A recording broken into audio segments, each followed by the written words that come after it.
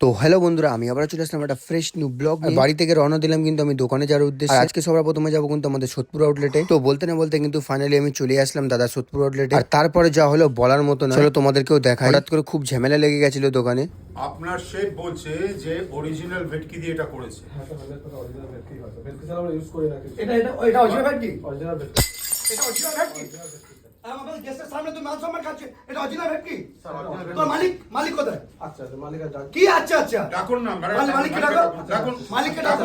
এই স্যার ডাকুন মালিককে। এখানে আমাদের গেস্ট হচ্ছে দানবের মুভি প্রফেসর, তো এর মান সম্মান তো খেতেছে না, স্যার, স্যার কত একদম pure ভেটকি। স্যার এত বছর একটা সিনিয়র আর্টিস্ট একদম pure ভেটকি, এই ফালতু খাবার খেতে এলো এখানে সেখানে আমরা অথেন্টিক তোমরা দিতে পারবে না বলে দেবে। আমরা অথেন্টিক খাবার ওদেরকে দেখে এখানে ইনসাল্ট করা হচ্ছে এটা। এভাবে ইনসাল্ট করছেন আপনারা। কি হয়েছে আমি ওনার স্যার কি হয়েছে কি হলো দাদা?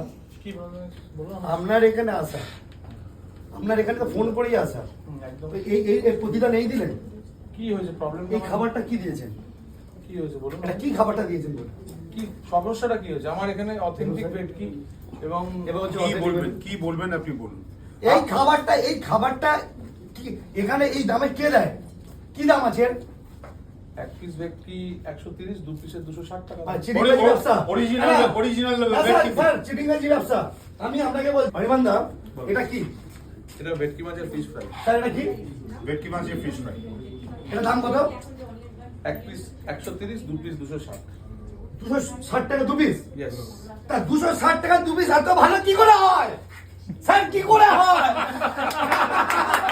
কি করে এত ভালো হয়? এটা তো সরল প্ল্যান ছিল।